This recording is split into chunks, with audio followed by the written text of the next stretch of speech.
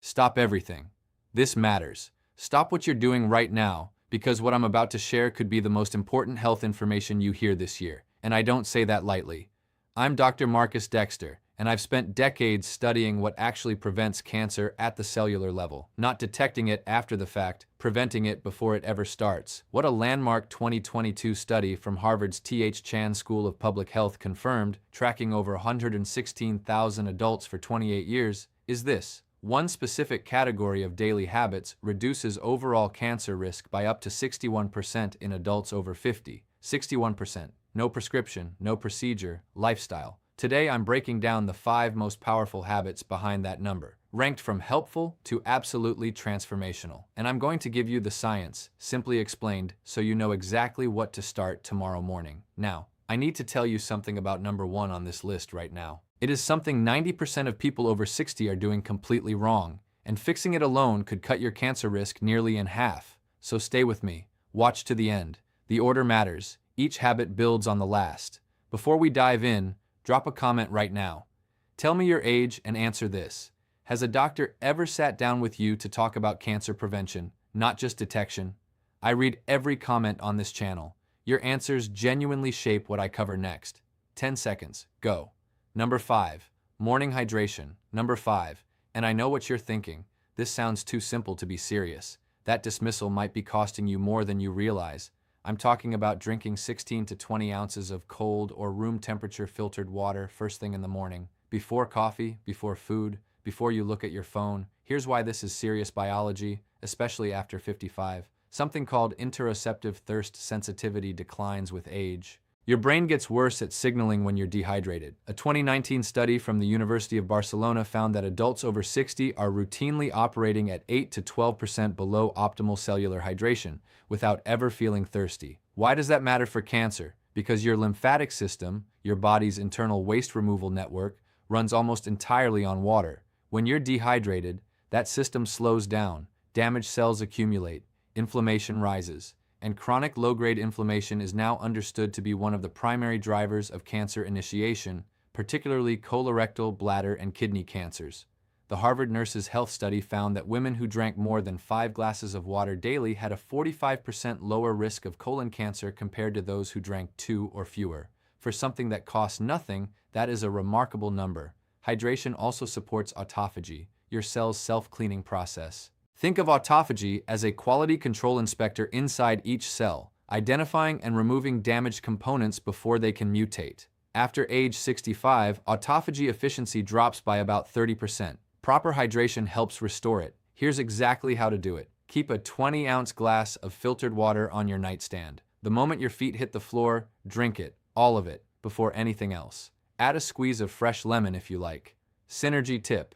Pair your morning hydration with 10 minutes of light movement right after, even just walking around the house. Movement stimulates lymphatic flow and compounds the cellular cleansing effect by up to 40%, according to research from the Karolinska Institute in Sweden. That's number 5, the foundation. Now let's build on it. Number 4, fermented foods. Number 4 is a food that has been part of the world's longest living populations for thousands of years, dismissed for decades by Western medicine, and now the subject of over 1,200 peer-reviewed studies on cancer prevention. Fermented foods, specifically plain yogurt, kefir, kimchi, sauerkraut, and miso. In 2021, a landmark study from Stanford University published in the journal Cell found that adults eating high fermented food diets showed dramatically increased microbiome diversity and measurable decreases in 19 specific inflammatory proteins, several of which are directly linked to cancer progression. Here's why this is especially urgent after 60. Something called intestinal permeability increases as we age. Your gut lining becomes more porous, a condition sometimes called leaky gut. This allows bacterial toxins to enter your bloodstream, triggering systemic inflammation that can act like fertilizer for precancerous cells. The mechanism works through short-chain fatty acids, particularly something called butyrate. When beneficial gut bacteria ferment fiber, they produce butyrate, which literally signals precancerous cells in the colon to self-destruct before they cause harm. Think of butyrate as a security guard who quietly removes the troublemakers before any damage is done. 1 to 2 servings of naturally fermented food daily, not pasteurized. Heat destroys the live cultures you need. Look for live and active cultures on the label. Synergy tip. Pair your fermented foods with prebiotic-rich foods, garlic, leeks, or slightly underripe bananas. Prebiotics feed the beneficial bacteria that fermented foods introduce. The compound effect is significantly greater than either alone. Number 4 is powerful, but number 3 is where the science gets genuinely extraordinary. If you're finding this valuable, this is a good moment to hit subscribe and give this video a like. I release evidence-based health content for people over 50 every single week. Your support makes that work possible. Now, number 3. You've heard this advice before, but I promise, not like this, and almost certainly not in the way that actually triggers its cancer-fighting effects. I'm talking about daily walking, but specifically what researchers now call metabolic walking. The difference between regular strolling and metabolic walking could literally be the difference between feeding cancer and starving it. Here's the science. Cancer cells, due to a quirk in their metabolism first described by biochemist Otto Warburg in 1931 and confirmed by hundreds of studies since, are almost exclusively dependent on glucose for fuel. They're remarkably poor at using oxygen for energy. So when you engage in sustained moderate intensity activity, the kind that raises your heart rate to 55 to 70% of your maximum, you do two powerful things simultaneously. You deplete circulating glucose, starving cancer cells of their preferred fuel, and you flood your tissues with oxygenated blood, creating an environment that is actively hostile to cancer cell survival. A 2020 meta-analysis from the American Cancer Society, reviewing data from 1.4 million adults, found that regular moderate physical activity was associated with a 42% reduction in colon cancer risk, a 38% reduction in breast cancer risk, and a 27% reduction in lung cancer risk, even in non-smokers. No prescription produces numbers like that. After age 65, your mitochondria, the energy generators inside your cells, decline in both number and efficiency by up to 35%.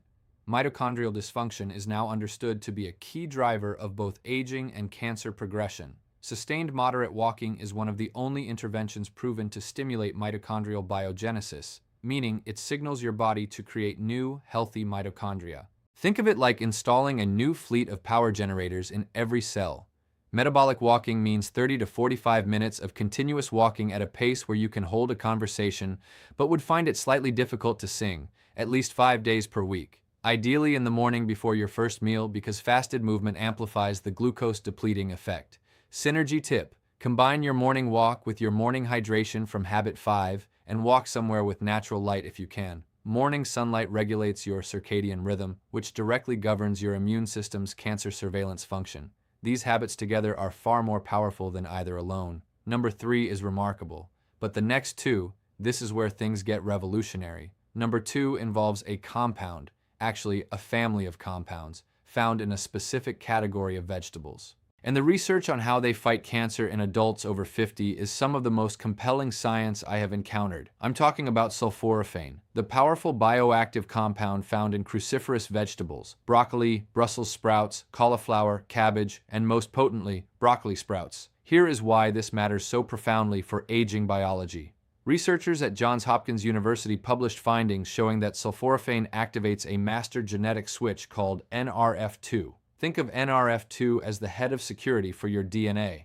When activated, it triggers over 200 protective genes simultaneously, genes involved in detoxification, antioxidant defense, and critically, the repair of damaged DNA before it can mutate into cancer. Here is the aging-specific tragedy that makes this urgent.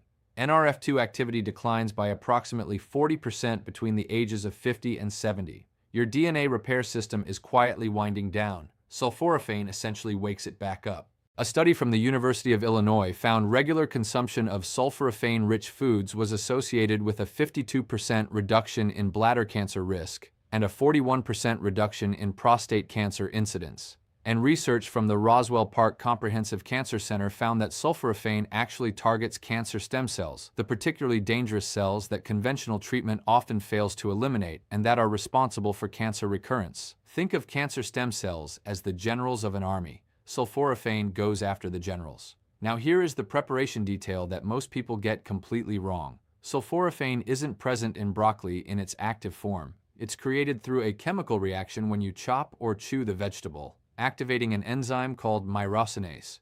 Cooking above 140 degrees Fahrenheit destroys that enzyme. Fully cooked broccoli delivers very little active sulforaphane. The right method: chop or lightly crush your broccoli or sprouts. Let it sit for 40 minutes before cooking. This allows the reaction to complete. Then steam for no more than 3 to 4 minutes. Raw broccoli sprouts require no cooking and deliver up to 50 times more sulforaphane per gram than mature broccoli. Aim for half a cup of raw broccoli sprouts daily or 1 full cup of lightly prepared broccoli. Synergy tip: add a small amount of raw mustard seed powder or raw radish to your cooked cruciferous vegetables. Both are rich in active myrosinase, and research from the Institute of Food Research in Norwich found this restores the enzyme activity lost in cooking, increasing sulforaphane availability by up to 4-fold. That's number 2. And it is powerful. But what I'm about to share for number 1, this is what the research has been quietly building toward. This is the one. Number 1 is sleep. But not just sleep. What researchers now call oncological sleep architecture, the specific quality and timing of sleep that activates your body's most powerful anti-cancer system. And what happens to cancer risk when this system is disrupted is not a minor concern. The data is serious. During deep slow-wave sleep, stages 3 and 4, your brain activates the glymphatic system, a waste clearance network first described by researchers at the University of Rochester in 2013 that uses cerebrospinal fluid to flush toxic proteins and cellular debris from your brain. Think of it as a power wash cycle that only runs when the factory is closed at night. But the cancer connection goes far deeper. During those same deep sleep phases, your body produces its highest concentrations of melatonin. Not just a sleep hormone, melatonin is one of the most powerful antioxidants your body makes. A 2021 review published in Cancer Research found that melatonin directly inhibits tumor angiogenesis. It blocks cancers from building the new blood vessels they need to grow. It also stimulates natural killer cells, the frontline immune cells whose specific job is to identify and destroy cancer cells before they establish themselves. Here is the devastating reality for anyone over 60. Melatonin production declines by up to 70% between the ages of 40 and 70.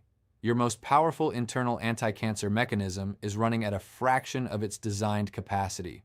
A 2019 study from the International Agency for Research on Cancer classified chronic night shift work, which disrupts sleep architecture, as a probable human carcinogen, not a risk factor, a carcinogen.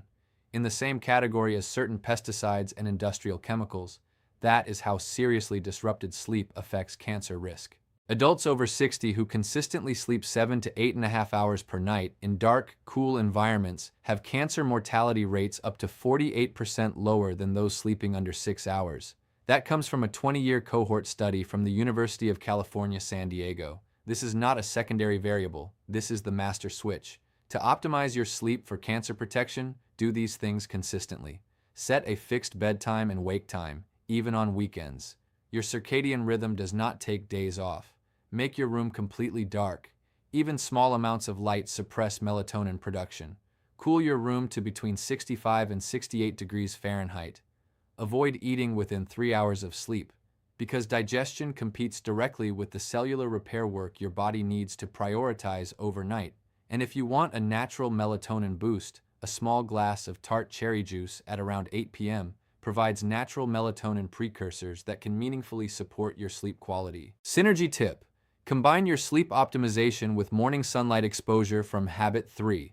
Morning light anchors your circadian rhythm and directly increases your evening melatonin output. Together, these two habits create a biological environment in which cancer struggles to take hold. All studies referenced in this video are linked in the description below. Share them with your doctor. Ask the questions your appointments often don't leave time for. Here is what I want you to hear as we close. You are not too old for prevention. The science does not have an age limit.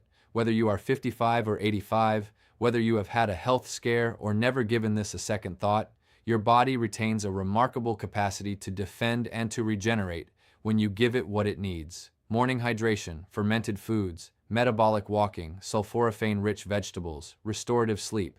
These are not exotic protocols. They are the conditions your biology was designed to thrive in. They cost almost nothing. They require no prescription. And every single morning, you get a fresh opportunity to begin. Don't let anyone tell you it's too late.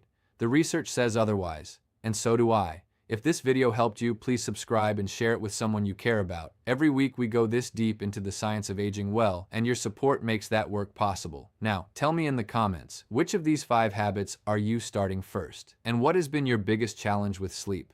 I read every single comment. I'll see you in there.